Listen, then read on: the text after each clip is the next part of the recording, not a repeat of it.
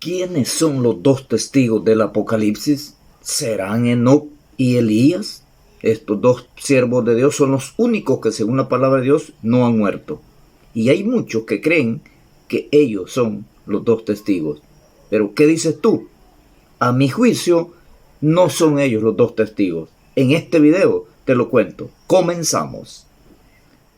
Los dos testigos, según la bendita palabra de Dios, aparecerán en el tiempo final. Cuando la semana 70 de Daniel haga su entrada, aparecerán estos dos siervos que vendrán para la nación de Israel. Vendrán a la nación de Israel a desempeñar un ministerio bien importante. Es interesantísimo conocer quiénes son estos dos personajes. ¿Nos lo dirá la palabra de Dios? Claro que sí, la palabra de Dios nos lo dice todo. En Apocalipsis capítulo 11, versículo del 1 en adelante, describe exactamente que a Juan se le da la orden de medir el templo y a todos los que están en él, pero le dice: el patio que está afuera déjalo libre, porque será entregado a los gentiles y ellos hollarán la ciudad santa 42 meses, que equivale igual a 3 años y medio. Ahora, del versículo 13 en adelante hasta el versículo 7, dice Dios ahí mismo: y daré a mis dos testigos que profeticen por 1260 días vestidos de silicio. 1260 días es lo mismo que 42 meses. Si usted multiplica 42 meses por 30, el calendario hebreo tiene 30 días, entonces nos da un total de 1260 días, vestidos de silicio. El silicio era una vestimenta que se usaba en el antiguo tiempo para reflejar luto. Cuando la persona estaba en ayuno, se vestía de silicio para hacer más fuerte el sacrificio. Y dice claramente en el versículo 4, estos dos testigos son los dos olivos y los dos candeleros que están en pie delante del Dios de la tierra. Este versículo hace alusión a los olivos. El olivo es un árbol en Israel que es el que más dura. Es un árbol que se reproduce siempre en las partes más áridas y es un árbol que dura muchos, pero muchos años. Entonces aquí hace alusión a la longevidad de estos dos siervos de Dios. Y llama la atención que dice que son los dos candeleros que están en pie delante del Dios de la tierra. El candelabro o el candelero siempre se ponía en un lugar para poder alumbrar. Y estos siervos de Dios son los que están encomendados de parte de Dios del cielo para alumbrar en un tiempo crítico de la historia que le viene a la nación de Israel después que la iglesia haya sido arrebatada. Estos dos siervos del Señor aparecerán con un mensaje claro y contundente para la nación de Israel, que estará en un tiempo como de paz. Cuando el anticristo se declare como tal, estos dos siervos van a traer un mensaje muy claro. Dice claramente aquí, el versículo 5 sigue diciendo: si alguno quiere dañarlos, sale fuego de la boca de ellos y devora a sus enemigos. Y si alguno quiere hacerles daño, debe morir él de la misma manera. Estos tienen el poder de cerrar el cielo a fin de que no llueva en los días de su profecía, y tienen poder sobre las aguas para convertirlas en sangre y para herir la tierra con toda plaga cuantas veces quieran. Cuando hayan acabado su testimonio, la bestia que sube del abismo hará guerra contra ellos y los vencerá y los matará. Tenemos que comprender la parte que sigue explicando desde el versículo 5. Dice que si alguno quiere dañarlos, sale fuego de ellos. Esto no es un juego literal. Esto está haciendo alusión al poder de las palabras que estos siervos de Dios tendrán. Cuando ellos digan algo, se hará. Cuando digan el cielo no va a llover por tanto tiempo, eso se hará literalmente. Y vemos en la Biblia muchos siervos de Dios que así lo hicieron. Por ejemplo, el apóstol Pablo, cuando le dijo a aquel mago llamado Bar Jesús o Elimas, el mago, le dijo a él: hoy mismo quedará ciego, y eso inmediatamente sucedió. Solo para ponerles un ejemplo, ese poder es el que estos dos siervos de Dios tendrán, y cualquiera que les quiere hacer daño, de ellos saldrá la palabra y eso se ejecutará inmediatamente. Si alguno quiere hacerle daño, dice que debe morir él de la misma manera. Es decir, el daño que quieran hacerle a estos siervos de Dios, a ellos se les caerá y ellos morirán con la intención que ellos tendrán de hacerle a estos dos siervos de Dios. Estos tienen poder de cerrar el cielo.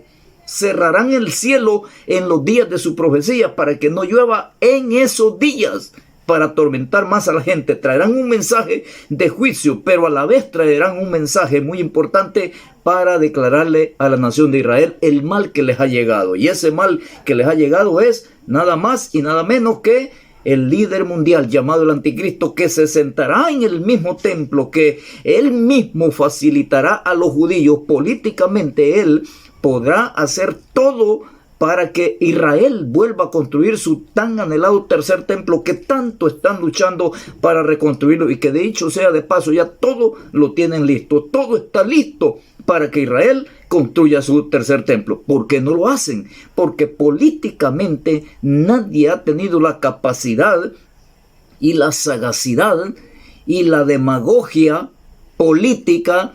Ha sido siempre solamente en que lo van a construir y cuántas cosas y que aquí, que allá, y cuántos acuerdos de paz se han estado firmando, pero eso no funciona, porque la palabra de Dios señala solamente después que la iglesia haya sido arrebatada en los primeros 3 años y medio, que fomentará este líder mundial una paz ficticia. En ese lapso de tiempo se cree que la nación de Israel construirá su tercer templo. En ese entonces es cuando todo Israel volverá a tener su templo, mientras no pueden, porque allí está la cúpula de Omar, o el domo de la roca, como se le conoce, que allí ni los judíos tienen acceso a entrar. Hoy se estaba viendo que han prohibido totalmente el acceso para los judíos hoy en este tiempo que se avecina. Y dice allí claramente que ellos tienen el poder sobre las aguas para convertirlas en sangre y para herir la tierra con toda plaga cuantas veces ellos quieran. Aquí este pasaje nos da a entender implícitamente, aquí describimos e interpretamos claramente quiénes son esos dos personajes que en el Antiguo Testamento cerraron el cielo, hicieron cuantas plagas quisieron y permitieron que no lloviera en los días de su profecía. ¿Quiénes fueron esos? El primero fue Elías, cerró el cielo y no llovió en los días de su profecía.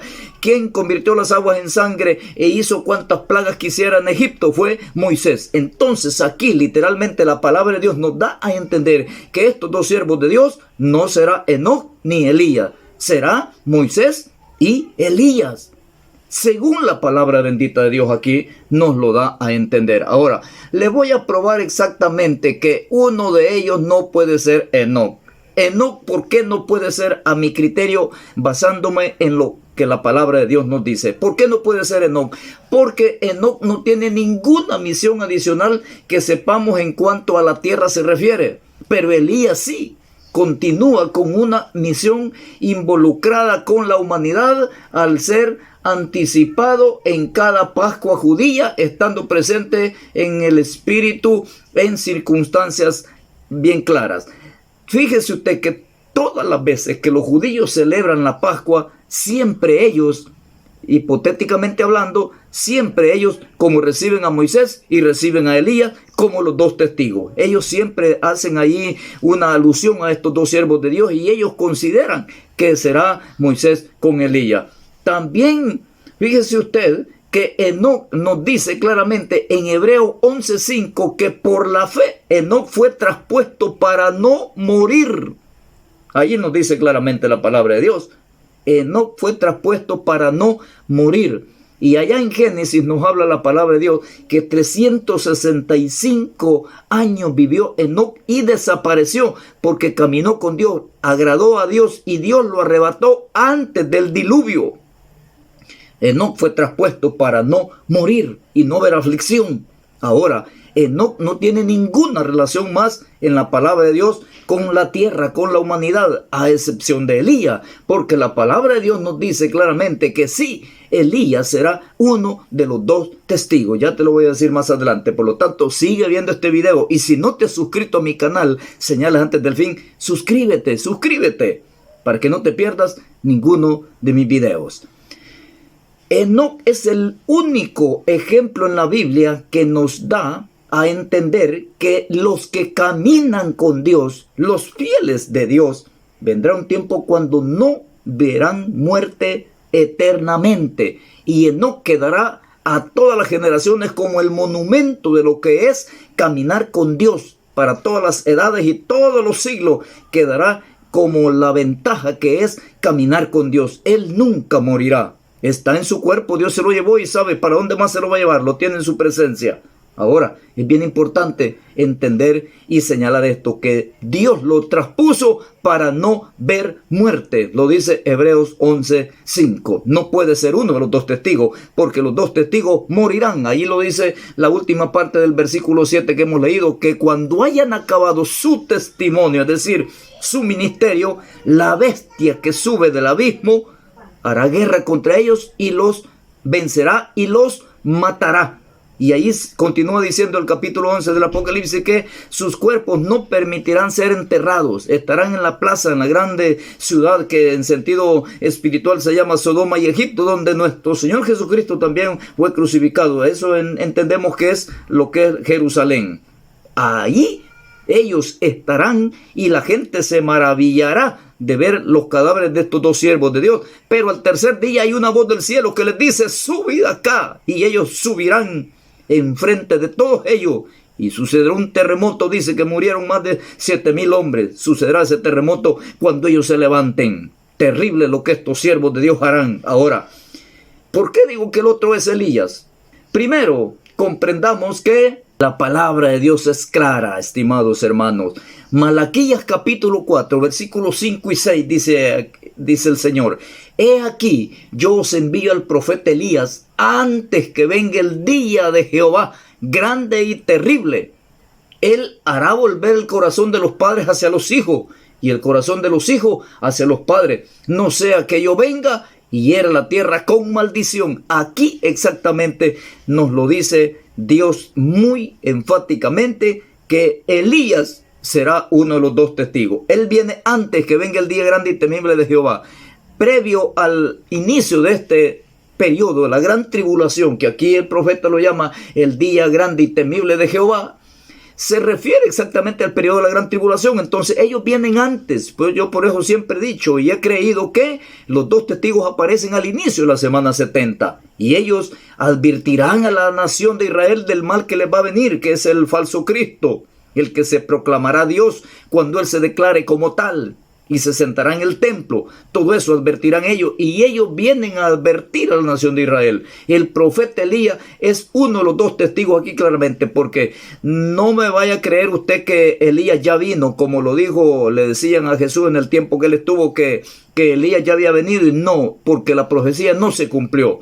Esta es una profecía que aún resguarda para el tiempo final y todavía no ha sucedido. Por eso es interesantísimo que nosotros comprendamos también que Elías también apareció en el monte de la transfiguración hablando con Jesús. Por eso yo concluyo diciendo que los dos testigos son Moisés y Elías. En la transfiguración de Jesús, cuando Jesús se transfiguró, lo dice la palabra de Dios, que aparecieron Moisés y Elías hablando con Jesús. Mateo lo dice muy claramente, o los evangelios lo dicen claramente, que aparecieron Moisés y Elías hablando con Jesús en el monte de la transfiguración. Moisés y Elías serán los dos testigos que vendrán al inicio de la gran tribulación para advertir a la nación de Israel del mal que les va a venir en este tiempo. Por lo tanto, estimados hermanos y amigos apreciables, Moisés y Elías sin duda serán los dos testigos que vendrá en un tiempo crucial, cuando Israel esté atravesando su tiempo más caótico que se le avecina, aunque ellos no lo saben, porque les va a llegar el falso Mesías, el falso Cristo, se les va a meter en el templo y va a exigir adoración, y allí Israel va a ser como desbandado, se va a ir otra vez a la diáspora y van a correr por todos lados y habrá una persecución terrible. Estos dos siervos de Dios vendrán para advertirle a la nación de Israel de lo que les viene. Los dos testigos traerán un mensaje de juicio para la nación de Israel y todos aquellos que estén en aquel entonces. ¿Qué piensas tú de esto, estimados hermanos? Puedes dejar tus comentarios, házmelo saber qué piensas, quiénes son para ti según tu criterio los dos testigos. Me sirve de mucho. Gracias por oírme este mensaje. Que Dios te bendiga y hasta la próxima.